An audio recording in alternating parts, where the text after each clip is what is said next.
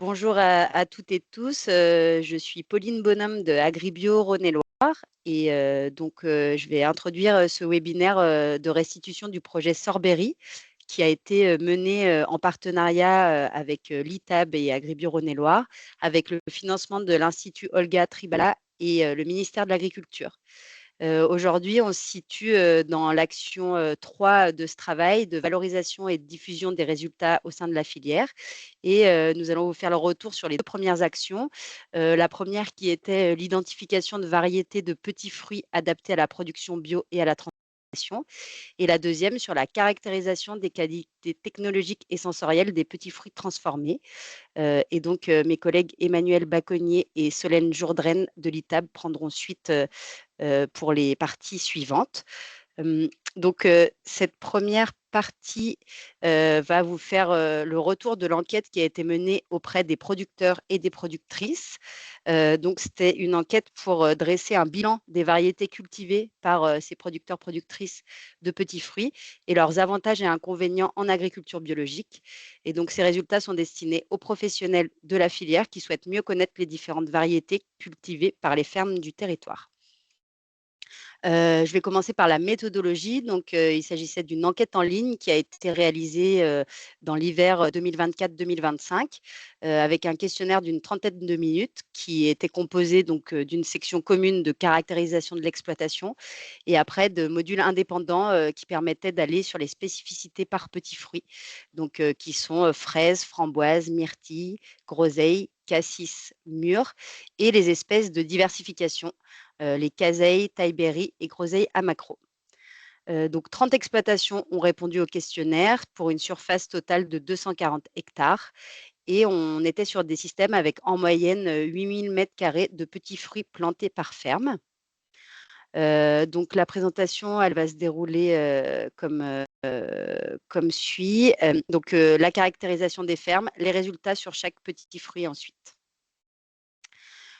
Sur les fermes qui ont répondu à ce travail, elles sont principalement situées en région Auvergne-Rhône-Alpes avec quelques répondants dans le centre et l'ouest de la France. Le territoire d'Agribio Rhône-et-Loire y est bien représenté avec 6 fermes de la Loire et 5 fermes du Rhône.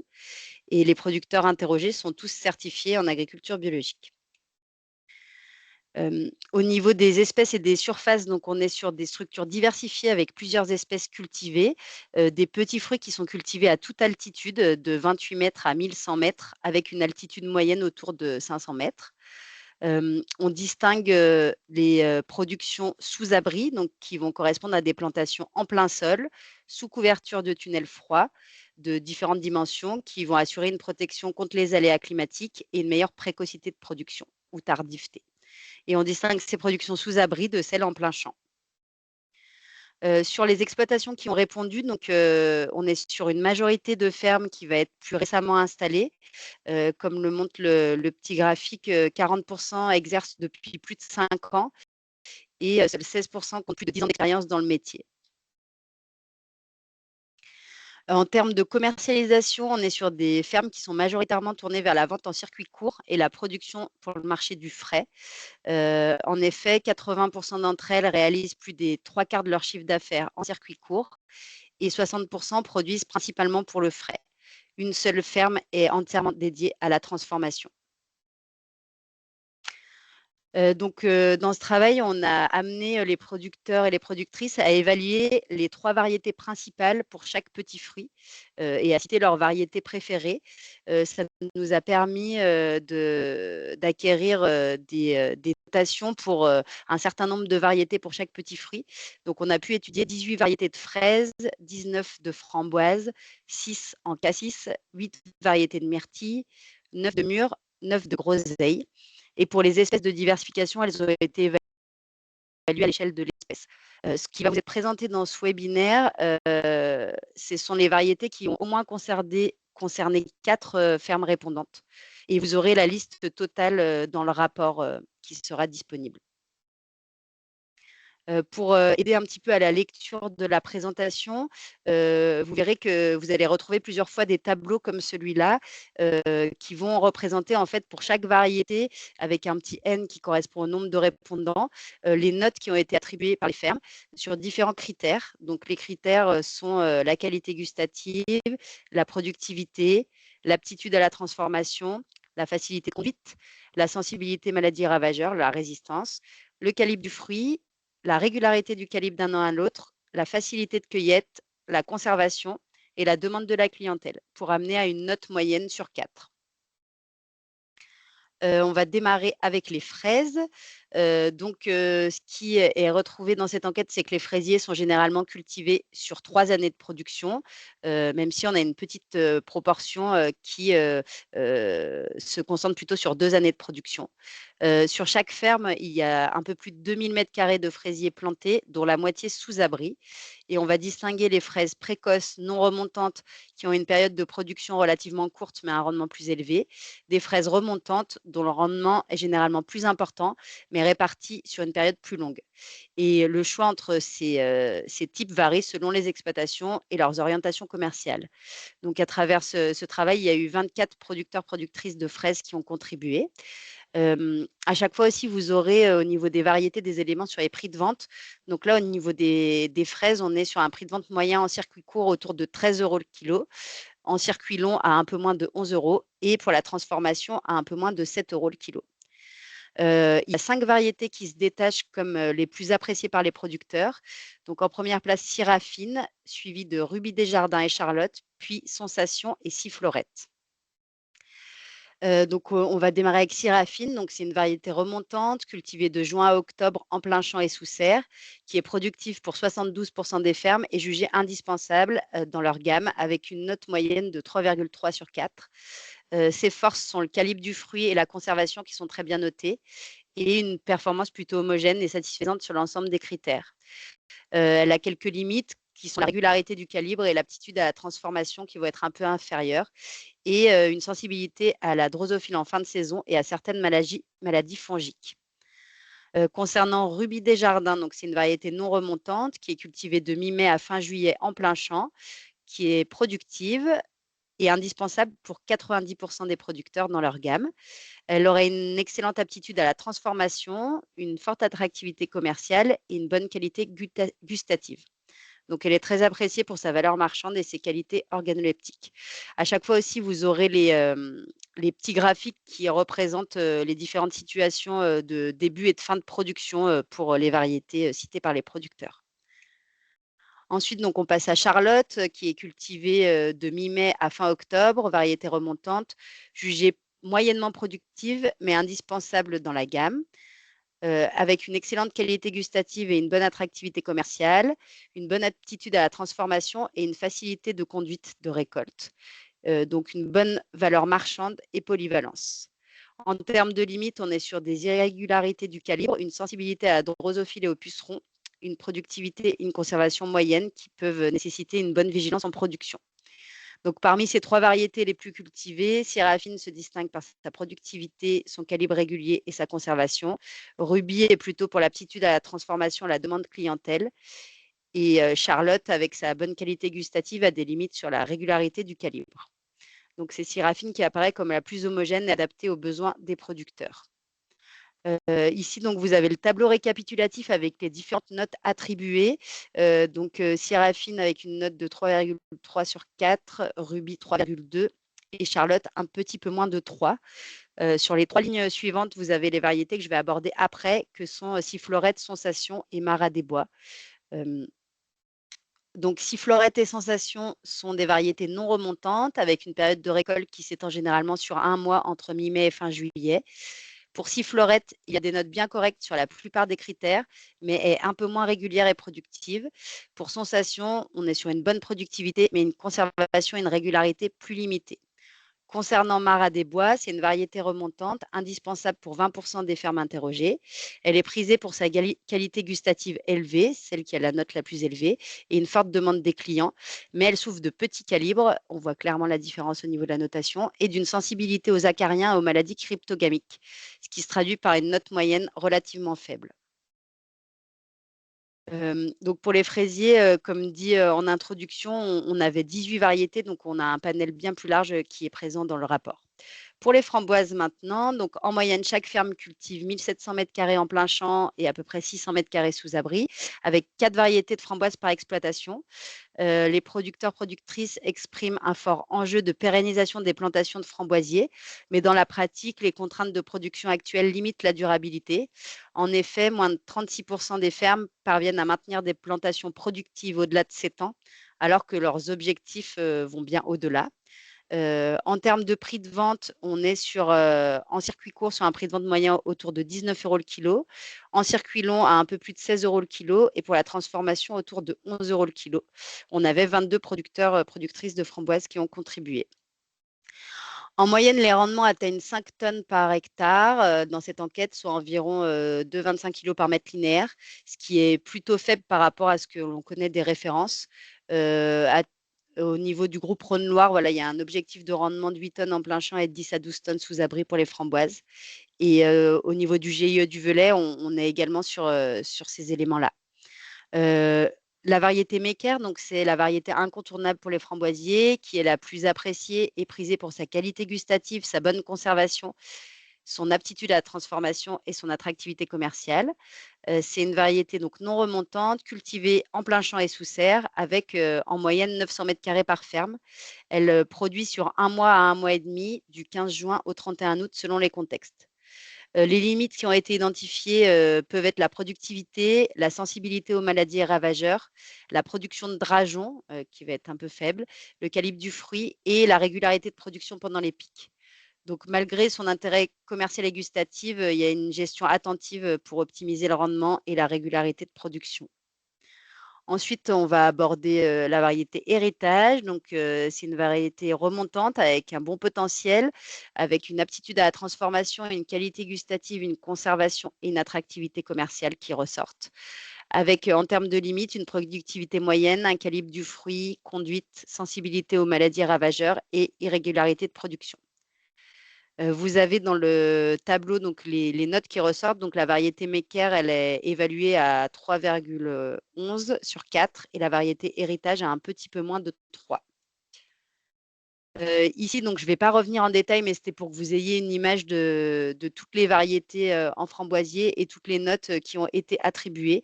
Et donc, certaines variétés ont pu être citées que par une exploitation et avec des notes qui apparaissent comme plus élevées.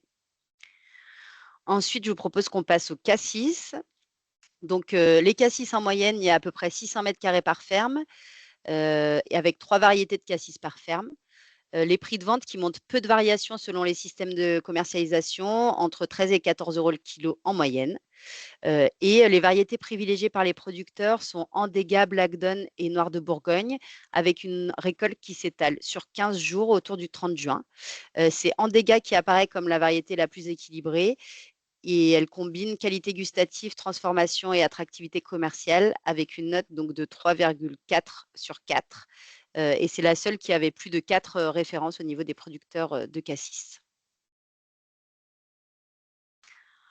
Concernant les myrtilles, donc on est sur une moyenne de 4 000 m² de myrtilles plantées avec 5 variétés principales par ferme.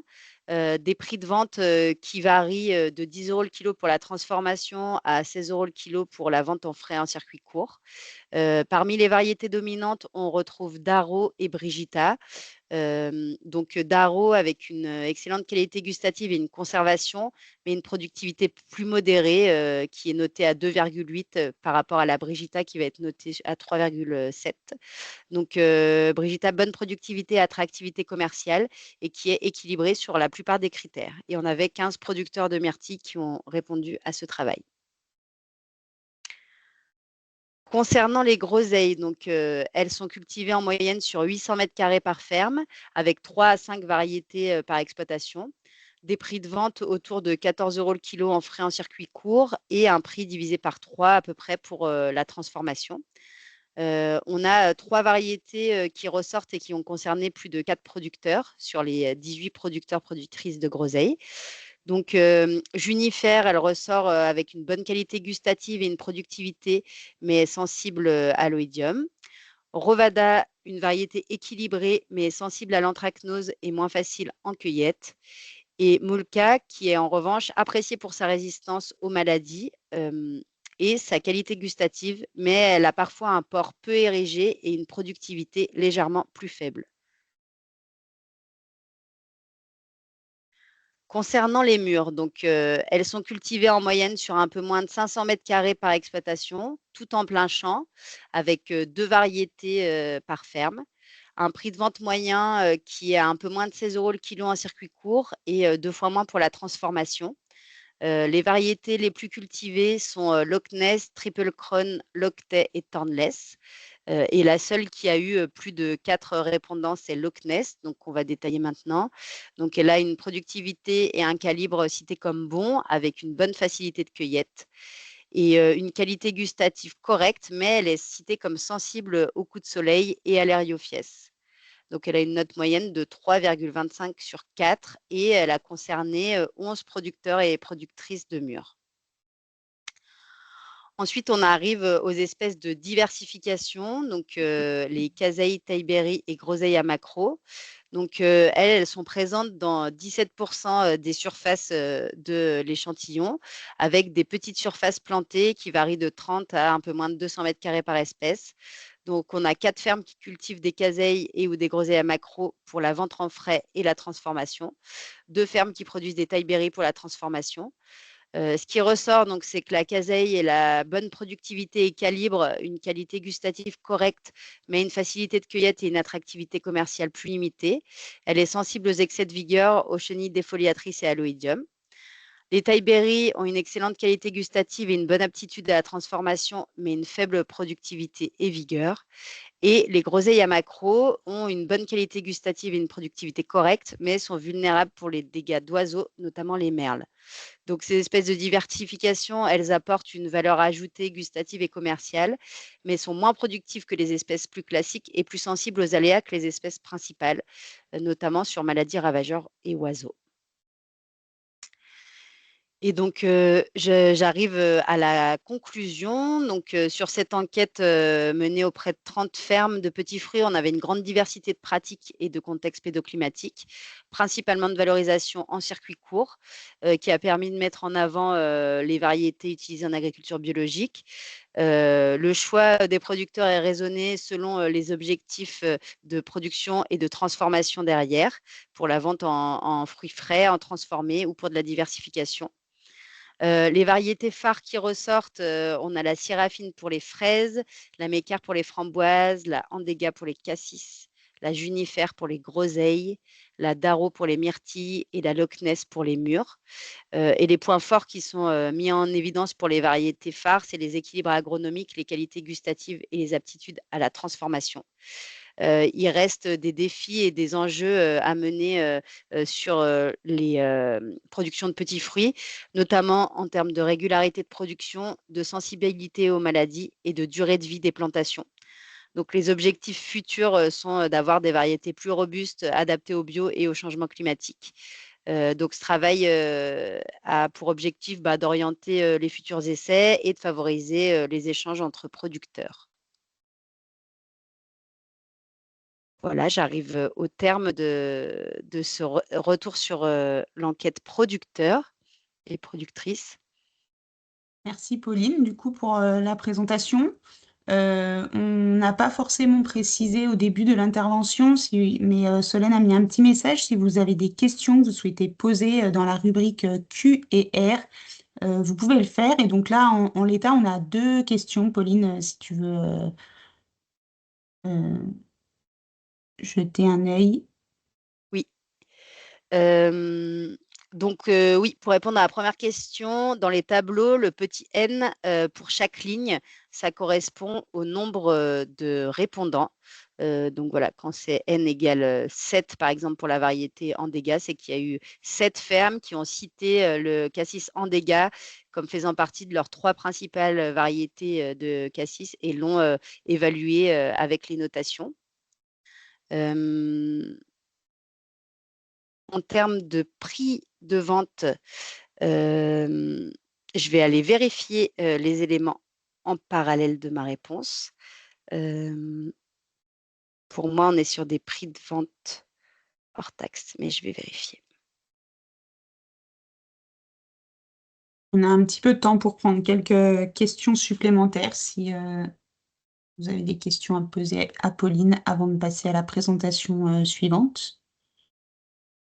On est sur des prix de vente TTC, voilà. Et j'ai pas l'impression qu'il y ait beaucoup d'autres questions. Alors, donc, on va du coup poursuivre donc ce webinaire de restitution avec les résultats de l'enquête auprès des glaciers. Donc, on leur a demandé quelle était leur pratique pour confectionner des sorbets aux petits fruits. Donc, c'est une enquête qui a été administrée de la même façon que l'enquête producteur, donc via un questionnaire en ligne entre novembre 2024 et février 2025. On a ciblé les professionnels qui fabriquaient des sorbets aux petits fruits. Donc, dans la suite de la présentation, on parlera donc des glaciers artisans pour les glaciers qui n'ont pas de production de petits fruits chez eux, et les glaciers producteurs pour du coup les producteurs de petits fruits qui transforment également en sorbet.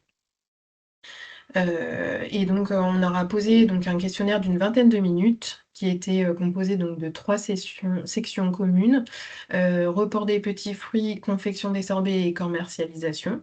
Et ils avaient 2 modules indépendants, donc l'approvisionnement qui a été posé uniquement aux glaciers artisans et les productions de petits fruits qui ont été posées pour les glaciers producteurs. Donc au total, on a 51 personnes qui ont répondu à ce questionnaire et on a retenu uniquement les glaciers artisans, glaciers producteurs de sorbets ou petits fruits qui avaient des réponses complètes, donc soit 42 personnes.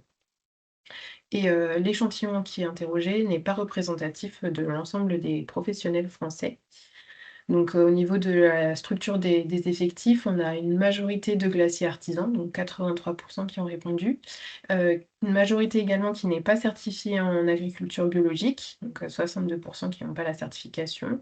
Par contre, on a une majorité de professionnels qui se fournissent au moins en partie de matières premières certifiées AB. Les régions qui sont les plus représentées dans notre effectif, donc c'est l'Auvergne-Rhône-Alpes et la Bretagne. Et donc la majorité des 42 répondants sont des artisans glaciers en vente directe en bac et ou en boule. Et un des biais de notre étude, c'est que les glaciers producteurs qui ont été interrogés sont tous certifiés en agriculture biologique et ils représentent environ la moitié de l'effectif bio. Donc on n'avait pas de glaciers producteurs conventionnels. On a interrogé les glaciers sur les différents petits fruits qui ont été étudiés dans l'enquête producteur. Pour les espèces de diversification, donc Casseille, Groseille à Macro et Taille-Berry, on a choisi de ne pas vous présenter les résultats dans cette présentation, puisqu'on n'avait pas assez de réponses pour avoir des données robustes. Et donc, on s'est concentré donc, sur les fraises, framboises, cassis, myrtilles, mûres et groseilles. Et donc, on voit que plus de 80% des glaciers qui sont interrogés transforment le plus, donc les fraises, framboises, cassis et myrtilles. Donc, je vais commencer par vous présenter donc, les résultats qui portent sur l'approvisionnement en petits fruits uniquement donc, des glaciers artisans. Ensuite, je vous présenterai du coup les pratiques pour confectionner les glaciers pour les glaciers artisans et les glaciers producteurs. Et enfin, on terminera par une typologie des transformateurs basée sur les résultats de cette enquête. Donc, on observe différents modes d'approvisionnement chez les glaciers. Donc, soit petits fruits frais, donc ça va être caractérisé sur notre graphique par le fruit, donc pour un appro en petits fruits frais uniquement. On peut avoir aussi une appro en purée uniquement, donc c'est caractérisé là par la photo du bol de purée. Et on peut également avoir un approvisionnement en petits fruits surgelés uniquement, donc avec le petit flocon, ou alors on a des glaciers qui ont, une combinaison de différents modes d'approvisionnement et donc là, ça va être la partie hachurée. Donc pour les fraises, on observe, du coup, un approvisionnement majoritaire en fruits frais. Pour les framboises, on va avoir, un mix, donc on va avoir, un approvisionnement majoritaire, à la fois en fruits frais et en purée et on va avoir 35 des glaciers qui vont avoir une combinaison de 2 ou 3 modes d'approvisionnement et ensuite pour les autres petits fruits, donc groseilles, cassis, myrtilles et mûres, on va avoir un approvisionnement majoritaire en purée, avec, une, une petite exception pour la mûre qui va également aussi avoir, 36 des glaciers qui vont s'approvisionner en frais uniquement. Et donc on observe que, quel que soit le petit fruit, la part des glaciers qui s'approvisionnent uniquement en petits fruits surgelés est, très faible.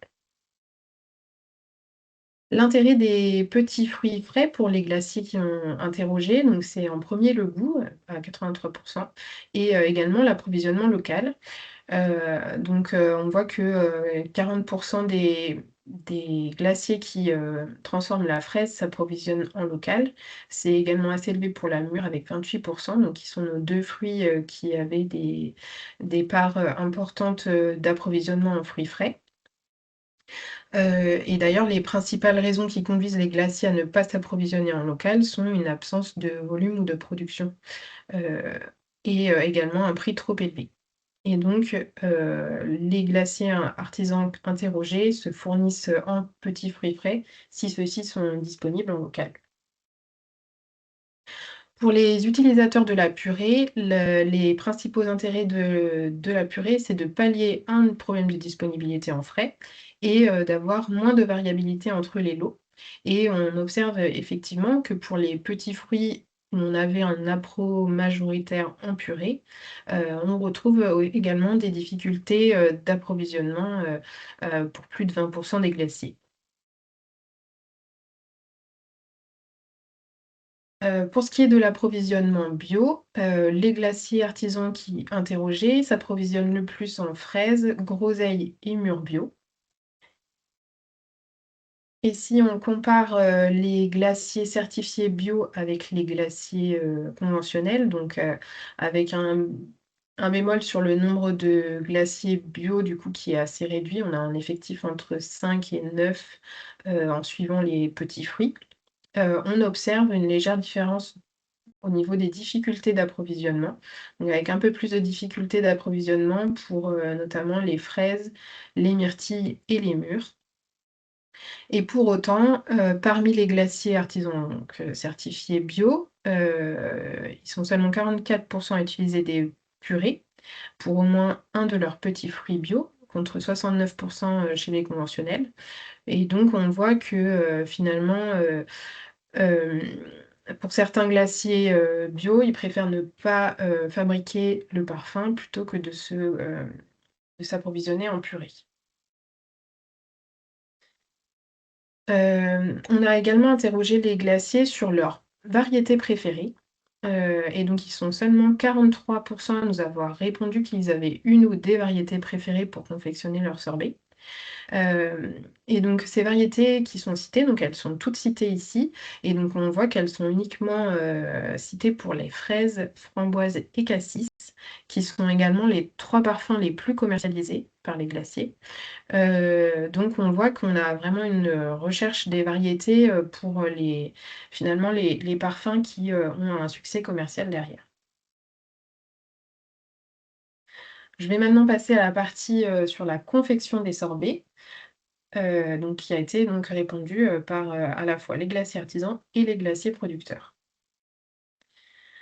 Donc, dans un premier temps, on s'est intéressé au, report des petits fruits avant, leur utilisation, pour la fabrication des sorbets. Donc on a demandé à nos enquêtés de répondre à la question: est-ce que vous reportez une partie de vos petits fruits?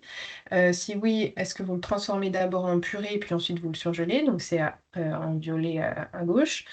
En rose, ils les mettent directement au congélateur et ensuite, le violet à droite, c'est plutôt, non, je ne fais pas de report de petits fruits ou de purée et donc on s'aperçoit que pour les petits fruits avec un approvisionnement majoritaire en purée, ben, on va avoir du coup majoritairement, pas de report de fruits ou de purée et ensuite entre les 2 pratiques, soit de transformer en purée surgelée ou de mettre directement, heu au congèle à -18, on a, à peu près les mêmes proportions, de glaciers qui utilisent ces pratiques, donc quels que soient les petits fruits. Si on compare, les glaciers qui vont être certifiés bio, aux glaciers conventionnels, on note une différence de pratique, au niveau du report. Donc avec, les glaciers artisans et producteurs bio qui surgèlent plus leurs petits fruits avant l'utilisation, donc 48 en moyenne sur l'ensemble des petits fruits, tandis que la majorité des glaciers artisans conventionnels, ils ne font pas de report de fruits ou de purée, donc 63 en moyenne sur l'ensemble des petits fruits et donc il y a déjà une première raison, c'est que les producteurs, vont pas pouvoir transformer leurs petits fruits, au moment des récoltes, donc ils vont, pratiquer beaucoup le report. Mais si on enlève, les glaciers producteurs, on observe toujours une différence significative entre bio et conventionnel, ce qui peut être dû au fait qu'on a vu que, les glaciers conventionnels utilisaient plus, souvent, avaient plus souvent recours à des purées et donc faisaient moins de reports que, les glaciers bio. Au niveau, de la fabrication des sorbets, donc, en majorité, les glaciers interrogés ajoutent des fruits après traitement thermique lorsque le sirop a refroidi. Ils sont 81 à, effectuer une maturation, et en majorité, 55 réalisent une maturation du mix sirop plus fruits. Et parmi ceux qui, ne réalisent pas de maturation, la moitié d'entre eux n'utilisent pas de stabilisant. Pour ce qui est des équipements, les glaciers interrogés sont, équipés en majorité d'une turbine et d'une cellule de surgélation rapide et ils vont chercher un taux de foisonnement moyen entre 20 et 35 pour la moitié d'entre eux. Pour ce qui est du taux de fruits dans les sorbets, donc la majorité des glaciers, visent un taux entre 51 et 70 ce qui correspond donc à des sorbets pleins fruits. Donc il faut au moins 45 de fruits, sauf pour les fruits acides, donc comme, le cassis ou la groseille, où il suffit de 20 pour avoir un sorbet plein fruits et donc on observe une différence, assez, significative, assez logique entre, les fruits acides et les autres, heu, qui ont du coup, heu, un taux de fruits un peu supérieur aux, fruits acides. 86 des glaciers interrogés utilisent des stabilisants dans au moins un de leurs parfums et parmi eux, la quasi-totalité utilise le même, stabilisant pour tous leurs sorbets aux petits fruits. On a recensé 16 stabilisants différents, qui sont soit utilisés seuls, soit combinés à d'autres stabilisants et donc vous avez la liste des stabilisants qui ont été cités, dans le graphique à droite, avec, du coup une distinction entre des stabilisants qui sont, des additifs, puisqu'ils ont un code, E, ou des stabilisants qui sont considérés comme des ingrédients, n'ont pas de code. La caroube, elle est utilisée par plus de la moitié, des glaciers interrogés, heu, mais seulement 27 des utilisateurs l'utilisent seul, donc c'est-à-dire non combiné à un autre stabilisant et parmi, les ingrédients, donc on a l'amidon de riz qui est un amidon natif qui est, plus peu utilisé, seulement 10 des répondants, mais quand il est utilisé, il est toujours utilisé seul. Pour ce qui est des types de sucre, donc les glaciers interrogés, ils utilisent majoritairement, sucre de betterave, sirop de glucose et dextrose et on observe peu de différences de formulation entre les petits fruits Et les glaciers interrogés sont environ un tiers à utiliser un seul sucre, un tiers 2 sucres et un autre tiers 3 sucres. Et encore une fois, on observe peu de différence sur le nombre de sucres utilisés entre les petits fruits. Hem, pour ce qui est de la formulation des sorbets bio, les glaciers et surtout les producteurs bio interrogés utilisent moins de stabilisants différents que les glaciers conventionnels, notamment parce que certains additifs sont interdits par la réglementation bio, et ils vont utiliser plus souvent un seul sucre que les glaciers non certifiés. Pour ce qui est du prix de vente moyen, donc bac et boule pour 1 litre, on va avoir assez peu de différence de prix entre les parfums, malgré des prix de vente des petits fruits pour la transfo qui peut aller du simple au double. Donc, par exemple, avec la groseille à 5 € le kilo et le cassis à 14 € le kilo. Donc, c'est les données qu'on a obtenues à l'issue de l'enquête producteur. Et on voit que la majorité des glaciers, ils ont un débouché en vente directe en bac et ou en boule.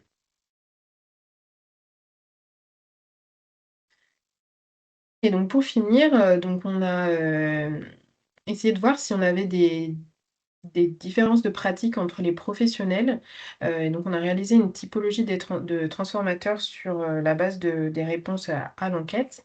On s'est basé sur les réponses des sorbets à la fraise, puisque c'est les sorbets pour lesquels on avait le plus de répondants. Donc on observe effectivement des pratiques variées avec 3 groupes qui se dessinent.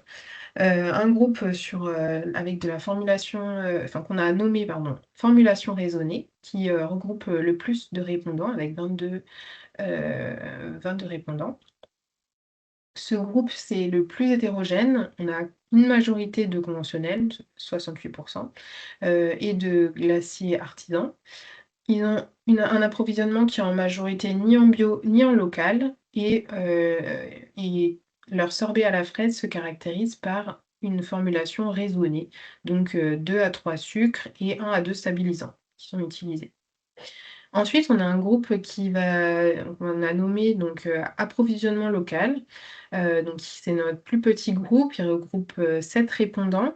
Il est composé uniquement de glaciers artisans conventionnels et leur approvisionnement se fait en petits fruits frais en majorité, en local et en non bio. Et ils effectuent peu de reports, mais ils sont quand même 47% à faire une surgélation. Donc leurs sorbets à la fraise sont formulés avec des stabilisants commerciaux qui combinent au minimum 3 stabilisants. Et enfin, on a un dernier groupe qui est intitulé Formulation simple et approvisionnement bio, donc qui regroupe 12 répondants. Et ce groupe, il est composé à moitié par des glaciers producteurs, à moitié par des glaciers artisans. Il contient le plus de professionnels certifiés en bio, mais pas que, et où s'approvisionnement au moins en partie en bio. Leurs sorbets à la fraise sont formulés avec le moins d'intrants, donc un seul sucre, 0 ou 1 stabilisant, et quand ils ont un stabilisant, c'est 50% utilisent un additif. Donc en conclusion de cette enquête sur les glaciers, donc on a observé donc 2 modes d'approvisionnement principaux chez les glaciers, purée et ou fruits frais. Et la part des glaciers qui s'approvisionnent uniquement en petits fruits surgelés, elle est relativement faible. On observe peu de différences de formulation, donc que ce soit au niveau des sucres ou des stabilisants, entre les différents parfums de petits fruits. On a quand même une distinction pour la fraise, de par sa forme d'approvisionnement. Donc elle est majorité fruits frais, plus souvent local et bio, et elle est en tête des 3 parfums les plus vendus, suivis par la framboise et le cassis. Et on observe également une variété de pratiques entre les professionnels et avec 3 groupes qui se dessinent, un groupe formulation raisonnée, un groupe formulation simple et approvisionnement bio et un groupe approvisionnement local. Donc, merci à tous pour votre écoute. On souhaitait remercier donc toutes les professionnels qui ont répondu à ces enquêtes et également un remerciement spécial à Snowbell qui a fait circuler l'enquête glacier parmi la communauté des glaciers du monde.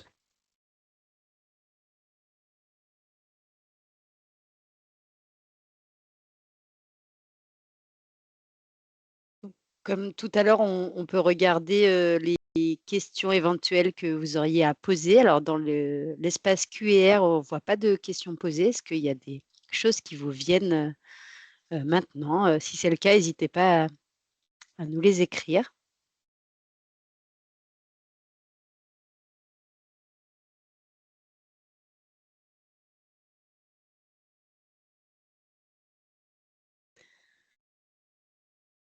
Donc là, il y a des remerciements, mais pas de questions. Donc, on peut continuer, Emmanuel, et puis on pourra reprendre un temps d'échange à la suite.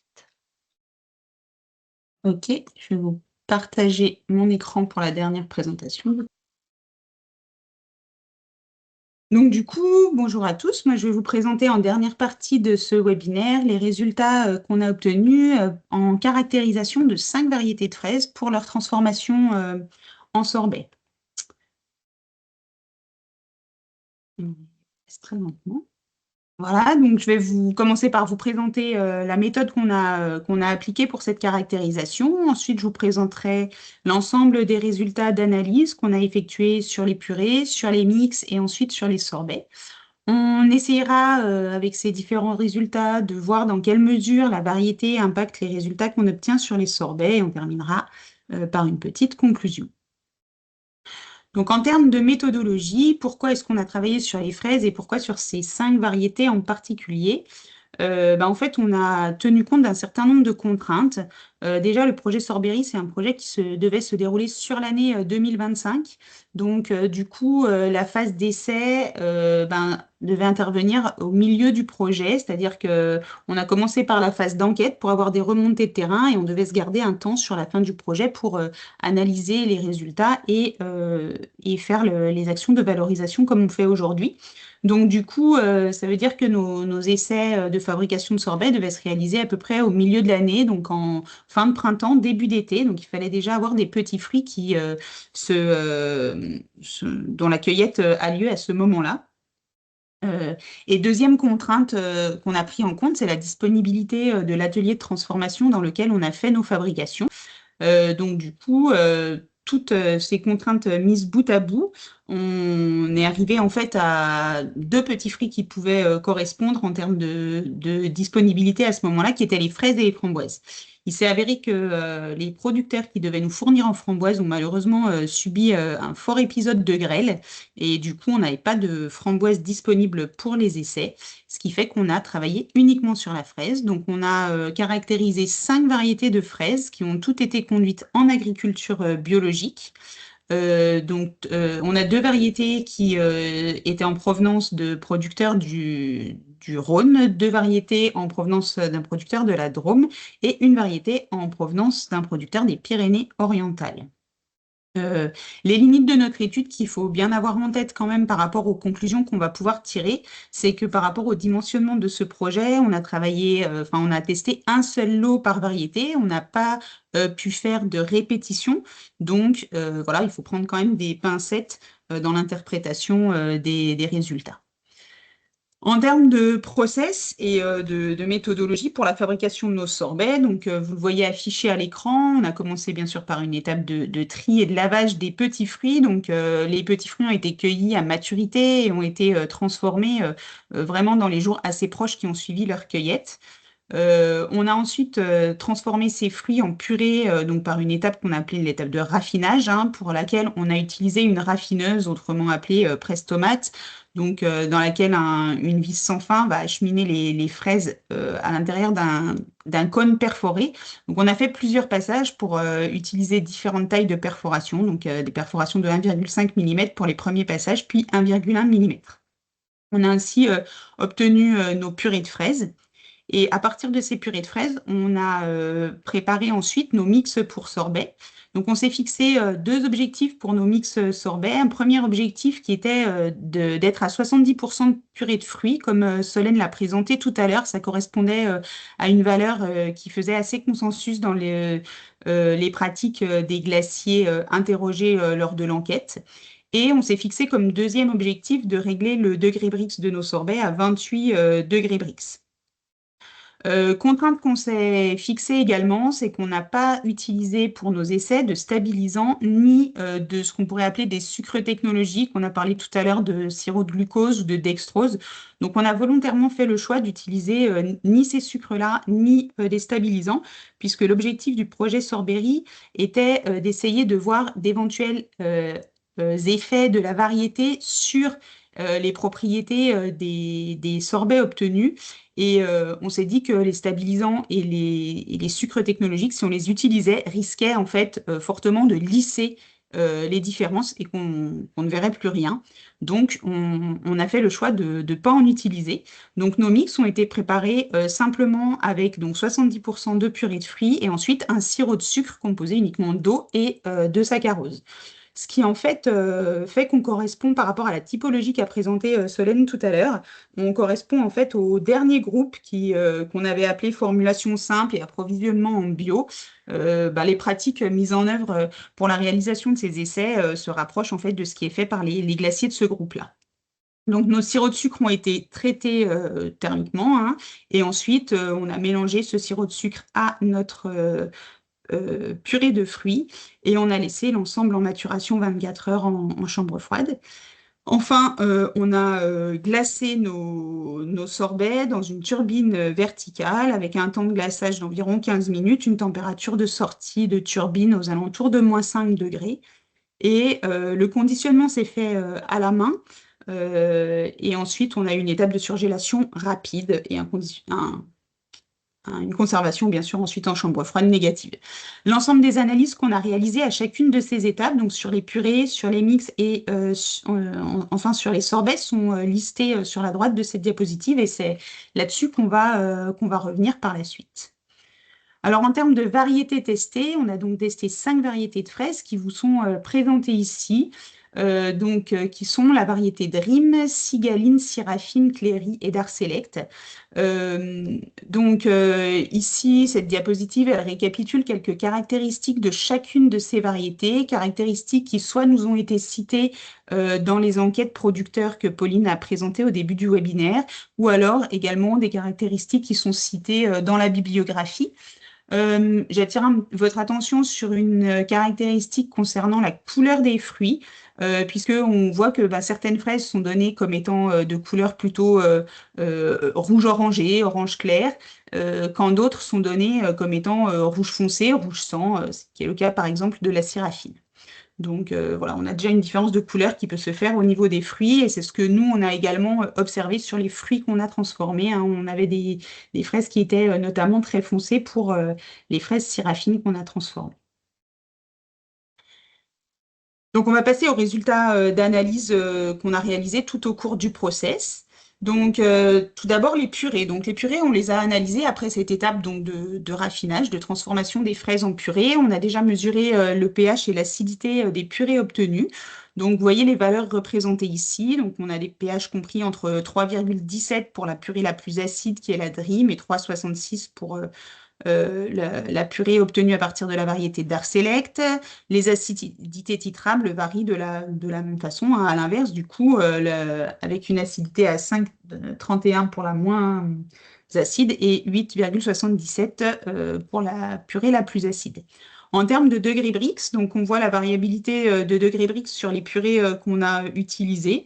La variété Syrafine, en fait, présente le degré Brix le plus faible, tandis que la variété Cigaline nous a donné une purée avec un degré Brix situé à 8. Ensuite, sur nos purées, on a fait faire par un laboratoire extérieur un profil de sucre et un profil de fibres. Donc, en termes de profil de sucre, l'objectif était de quantifier les différents sucres présents dans les purées. Donc, il s'est avéré que donc, seulement 2 sucres étaient présents dans la purée de fraises, qui sont le fructose et le glucose, présents en quantité en proportion quasiment équivalente. Il y a un petit peu plus de fructose que de glucose, mais globalement, on est autour de 50-50. On voit ici que la purée Syrafine se distingue sans trop de surprise puisqu'elle avait un degré Brix relativement bas. Eh ben, en termes de teneur en sucre, euh, eh ben, elle est ressortie également avec une valeur plutôt basse. Ceci dit, on se retrouve quand même dans les fourchettes de données qu'on retrouve dans les tables SQL qui vous sont présentées en haut à droite de cette diapositive, hein, où on a une teneur en glucides comprise au minimum entre 3,83 et 7,30 au maximum. Donc, notre échantillonnage se trouve à peu près dans ces fourchettes-là. En termes de fibres, on avait demandé donc une analyse de fibres solubles et insolubles. Donc, fibres solubles pour la fraise, ça va être plutôt la pectine. Fibres insolubles, ça va être plutôt la lignine qu'on retrouve dans les petites akènes de la fraise. Il s'est avéré que sur la purée, il n'était pas possible d'avoir des données chiffrées qui distinguaient fibres solubles et fibres insolubles, puisque les teneurs sont trop basses et donc en dessous des limites de quantification des méthodes analytiques utilisées. Donc, on a uniquement des chiffres pour les fibres totales. Vous voyez qu'en fait, nos teneurs en fibres sont inférieures à 1 gramme pour 100 grammes de purée, ce qui est en dessous des teneurs moyennes données pour les fraises par des tables SQL, ce qui n'est pas surprenant puisque on est passé par cette étape de raffinage qui nous a en fait éliminé une grosse partie en fait fibreuse des fraises. Dernière analyse qu'on a faite sur les purées, c'est de l'analyse de couleur. Donc, pour toutes les analyses de couleur qu'on a faites dans le cadre de ce projet, on a procédé par photographie dans une box à lumière contrôlée. On a ensuite fait de l'analyse d'image par un logiciel d'analyse d'image. Et donc, en fait, alors vous voyez peut-être pas très bien avec la résolution des écrans, mais on a un classement ici des purées des plus rouge-orangé sur la gauche de l'écran au plus rouge sang, rouge foncé sur la droite de l'écran. Donc, nos fraises cigalines qui donnent des fruits plutôt rouge-orangé ont donné également des purées qui tendaient plus vers le rouge-orangé, tandis que les variétés Syrafine et Darselect nous ont donné des purées particulièrement foncées. On va ensuite passer au mix. Donc, du coup, nos mix ont été analysés après la phase de maturation. Donc, ils ont été analysés à 4 degrés avant passage dans la turbine. Alors, en termes de quantité de saccharose ajoutée, c'est pas une analyse qu'on a faite, hein, c'est simplement le pourcentage de saccharose qu'on a ajouté. Je vous ai dit au départ qu'on visait un degré Brix homogène pour l'ensemble de nos sorbets. Donc, on a ajusté la quantité de sucre ajouté en fonction du degré Brix initial de nos purées. Donc, comme la variété Syrafine avait un degré Brix relativement bas, on a du coup dû ajouter plus de saccharose pour atteindre notre degré Brix à 28 degrés Brix comme la cible qu'on s'était fixée. Ce qui fait qu'au final, on a donc dans nos mix 3 types de sucres qui sont les 2 sucres du fruit, fructose, glucose, et ainsi que le saccharose qu'on a ajouté. Ce saccharose ajouté va représenter 81% à 92% des sucres totaux en fonction de la teneur en sucre initial de nos purées. Sur nos mix, on a analysé la vitesse d'écoulement à l'aide d'un consistomètre. Et là, vous voyez que c'est le petit graphique en bas à gauche de la diapositive. Le mix Darselect se distingue vraiment par une vitesse d'écoulement très rapide, en fait de l'ordre de 15 cm par seconde, donc, qui veut dire qu'on avait un mix pour cette variété qui était très très fluide. On a fait une analyse de couleur sur nos mix, de la même façon qu'on l'avait fait sur les purées. On obtient à peu près la même classification avec des purées qui sont moins foncées sur la gauche de l'écran, plus foncées sur la droite de l'écran. La Syrafine est devenue vraiment la purée la plus foncée. Elle était en avant-dernière position tout à l'heure, mais c'est celle dans laquelle on a rajouté le sirop de sucre le plus concentré, donc le plus foncé. Et du coup, ça nous a encore davantage foncé notre mix de sorbet. Si on passe maintenant aux analyses réalisées sur les sorbets, donc on a mesuré le taux de foisonnement obtenu sur nos sorbets après l'étape de glaçage en turbine. On est sur des taux de foisonnement qui sont de l'ordre de 25 à 27% pour 4 des variétés. Et la variété d'Art-Select, en fait, a présenté un taux de foisonnement très élevé, un peu supérieur à 37%, enfin très élevé, en tout cas par rapport aux autres variétés. Et ceci, on peut peut-être l'expliquer par le fait que le mix étant plus fluide, l'air s'est plus facilement incorporé à l'intérieur du mix, ce qui nous a donné ce taux de foisonnement assez haut en sortie de turbine comparativement aux autres variétés. Du coup, le foisonnement a tendance à éclaircir la couleur. Et du coup, vous voyez ici que les sorbets à la fraise sont plus clairs que nos mix de départ. Et la variété d'Art-Select qui présentait un mix quand même très foncé se retrouve avec son foisonnement plus important au même niveau que les mix des fraises Dream, Cléry ou Cigaline, puisqu'elle a été en fait fortement éclaircie par le foisonnement. Par contre, la variété Syrafine, qui présente un taux de foisonnement de l'ordre de 27%, en fait, qui avait un mix très foncé, reste une glace un sorbet qui est très foncé comme vous pouvez le voir à l'écran et qui est donc un petit peu atypique par rapport aux 4 autres variétés.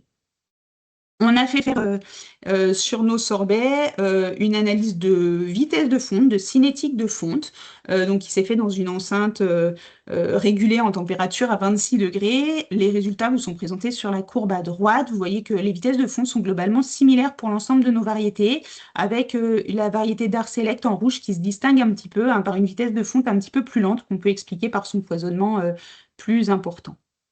On a également étudié la dureté de nos sorbets par pénétrométrie. Et donc, les courbes sont présentées ici. Donc, la dureté, qui est le point haut en fait, de la courbe, représente en fait la force maximale qu'on a dû appliquer pour enfoncer le mobile dans le sorbet. Donc, les résultats sont assez homogènes. Et ici, c'est la variété encore d'Art-Select qui se distingue comme étant plus dure. Donc, c'est un petit peu contre-intuitif par rapport à ce qu'on pouvait s'attendre au vu des précédents résultats. On imagine en fait que avec ce mix qui était très très fluide, l'incorporation de l'air est facile, mais le défoisonnement est facile aussi. Et comme on a fait du conditionnement manuel, très certainement que on a tassé peut-être plus certains pots que d'autres et qu'on a eu une hétérogénéité entre nos pots. Et peut-être des pots ont été davantage défoisonnés. Et il se peut que le pot qu'on ait envoyé ici en analyse ait été plus défoisonné et donc plus dur. Je vais vous présenter maintenant les résultats de l'analyse sensorielle qui a été faite sur l'ensemble de ces sorbets. Donc, pour cette analyse sensorielle, on a utilisé la méthode CATA, qui est une méthode qui demande en fait au dégustateur de cocher dans une liste que vous voyez ici apparaître à l'écran les descripteurs qui leur semblent les plus pertinents, les plus correspondre aux produits qu'ils sont en train de déguster. Donc, c'est une méthode qui est simple et rapide et qui ne nécessite pas en fait de former les dégustateurs. Donc nous, on a travaillé avec un panel de 20 dégustateurs qu'on a quand même semi-entraînés dans le sens où on a fait une première séance avec eux pour co-construire cette liste de descripteurs. Donc on leur a fait déguster des produits du commerce et on a généré en fait les descripteurs qui sont ici afin que tout le monde parle le même langage et comprenne le sens de chacun des termes utilisés. Et ensuite, donc, tous les dégustateurs ont dégusté les 5 produits répartis sur 2 séances de dégustation pour éviter la saturation. Et donc, chaque dégustateur a dégusté dans un ordre différent les sorbets. Alors, les résultats vous sont présentés ici. En fait, avec la méthode CATA, on obtient en fait une fréquence de citation de chaque descripteur.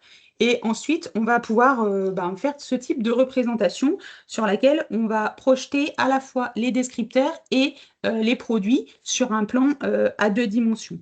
Donc, en fait, ici, vous voyez apparaître les descripteurs qui ont été cités au moins 5 fois. Et plus les produits sont proches entre eux, plus ils sont similaires. Et plus ils sont proches des extrémités des axes, plus ils vont correspondre aux descripteurs qui caractérisent ces axes. Donc, vous voyez ici quand même que le sorbet fabriqué à partir de la variété Syrafine se distingue, hein, il est quand même assez loin des autres sorbets. Petite précision également, il y a des descripteurs qu'on ne voit pas ici puisqu'on est sur un plan à 2 dimensions et en fait, il y a d'autres axes, hein, il y a un axe 3, axe 4, etc. Donc, il y a certains descripteurs qui n'apparaissent pas parce qu'ils ne sont pas sur ce plan à 2 dimensions, notamment l'arôme fraise, la perception de l'arôme fraise. Ce qu'on note ici, c'est qu'on a très peu de descripteurs qui qualifient la texture des sorbets qui ont été finalement significatifs pour discriminer les variétés. C'est pas très étonnant, ça correspond à ce qu'on a obtenu également en test de fonte, en test de dureté. Sur cette partie-là, en fait, les sorbets étaient relativement homogènes et donc au niveau de la perception sensorielle, c'est pas ce qui a permis de discriminer les variétés. Alors, est-ce qu'on peut essayer dans un troisième temps, hein, de répondre à la question, dans quelle mesure la variété impacte les résultats obtenus sur les sorbets? Première question qu'on peut se poser, c'est quelle est ou quelles sont les influences de la variété sur les purées obtenues? Donc, nous, dans le cadre de nos essais, on a obtenu des différences de degrés Brix, d'acidité, de couleur. Bien sûr, ça reste à confirmer par des répétitions d'essais, parce que comme je vous l'ai dit au début, on n'a fait qu'un seul essai par variété. Par contre, ce qu'on a observé, nous, c'est que on a tendance à penser dans notre inconscient collectif qu'un fruit foncé va être plus sucré, avoir un degré Brix plus élevé. Nous, ce n'est pas du tout la corrélation qu'on a observée, puisque notre variété Syrafine, qui était très très foncée, avait en fait le degré Brix le plus faible et avec un écart significatif même par rapport aux autres variétés. Autre question qu'on peut se poser, est-ce que la couleur des fraises influence la couleur des purées et ensuite la couleur des sorbets? Alors au niveau de la couleur des purées, oui, on a eu une influence de la couleur des fraises. Les fraises plutôt rouge-orangé ont donné des purées rouge-orangé, les fraises très foncées ont donné des purées très foncées.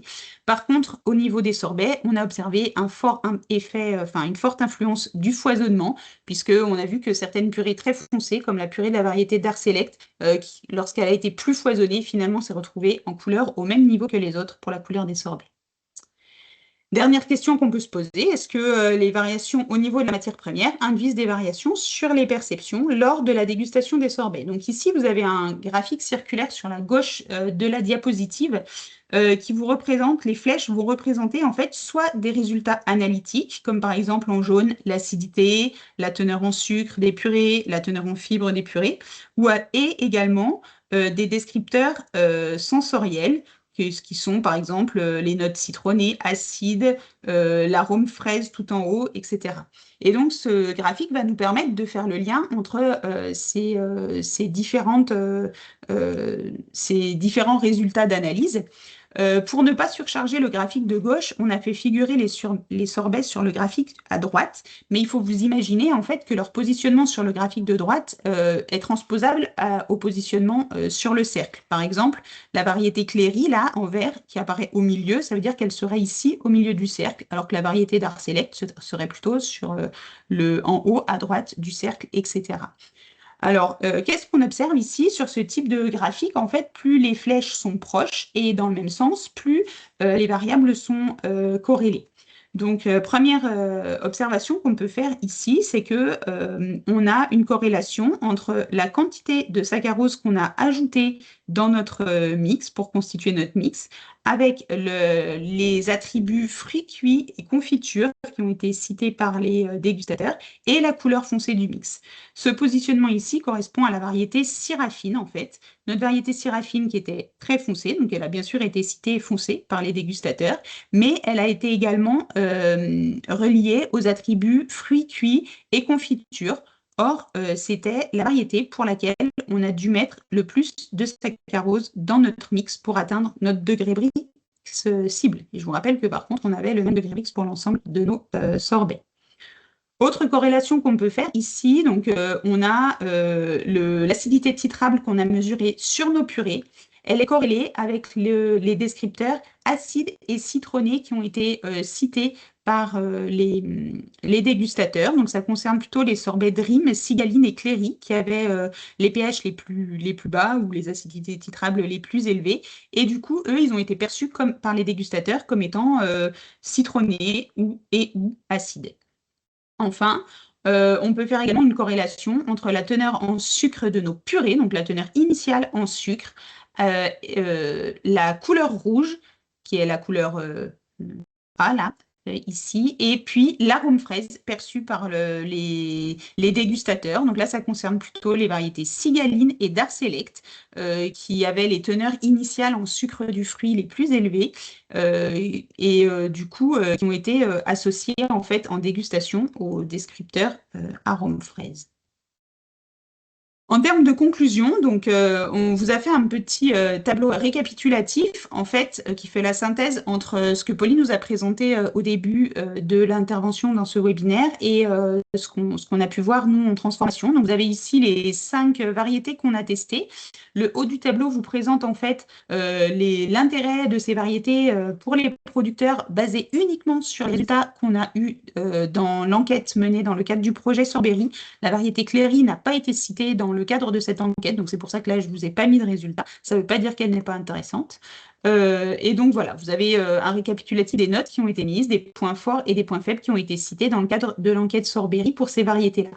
Et ensuite, dans le bas du tableau, vous avez les quelques-uns des résultats qu'on a obtenus en transformant ces variétés en sorbet. Et bien sûr, à prendre avec des pincettes, c'est les résultats d'un essai à un moment donné.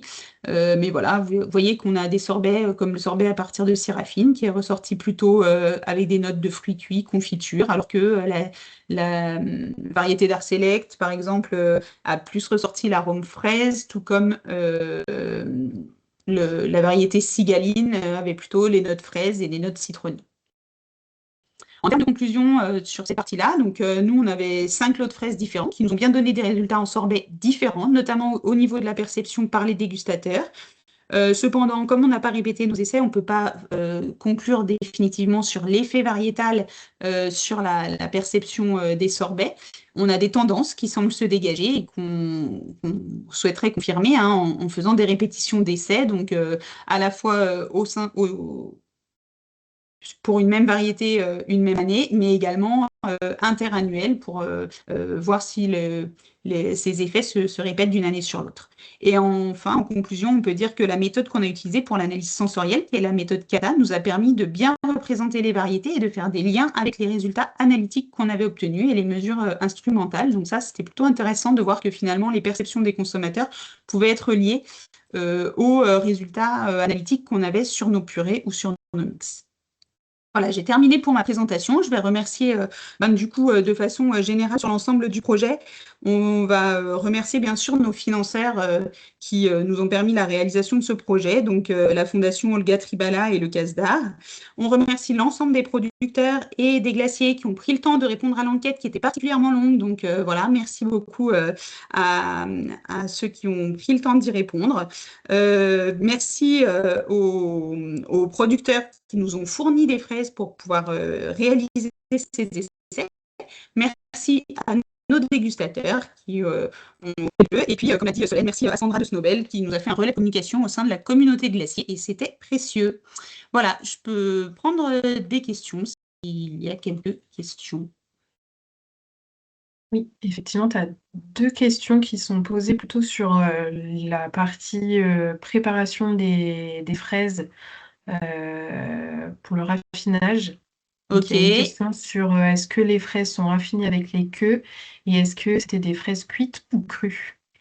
Alors oui, les fraises ont été raffinées avec les queues. C'est une question intéressante, notamment, en fait, je peux peut-être repartager ma diapo. Je ne me suis pas appesantie dessus, mais notamment quand on a fait des recherches d'informations sur les caractéristiques des variétés qu'on a testées, pour 2 variétés seulement, pas pour les 5, on a trouvé des informations sur la facilité d'équeutage. Donc, on avait la Cléry qui était donnée pour un équeutage facile et la Dark Select sur un équeutage plutôt difficile.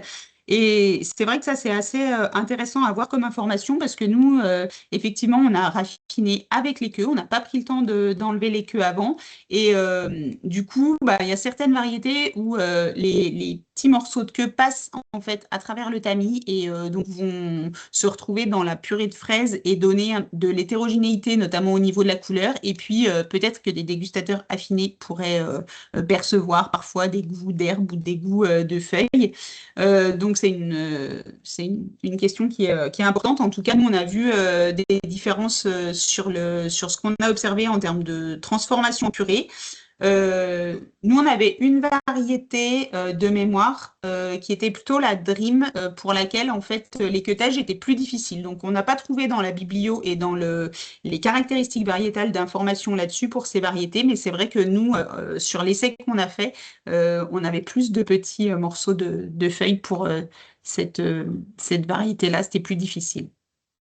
Et deuxième question, est-ce que les fraises sont cuites ou crues? Les fraises sont crues. En fait, on a traité thermiquement uniquement notre sirop de sucre et on a ensuite, après traitement thermique, ajouté la purée de fruits. J'arrête mon partage. Je ne sais pas si vous avez d'autres questions. Oui.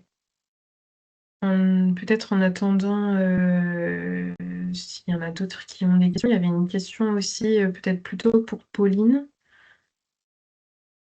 Oui, sur Mais tu as l'altitude, en répondu effet, déjà. j'y ai Ouais. répondu, ouais.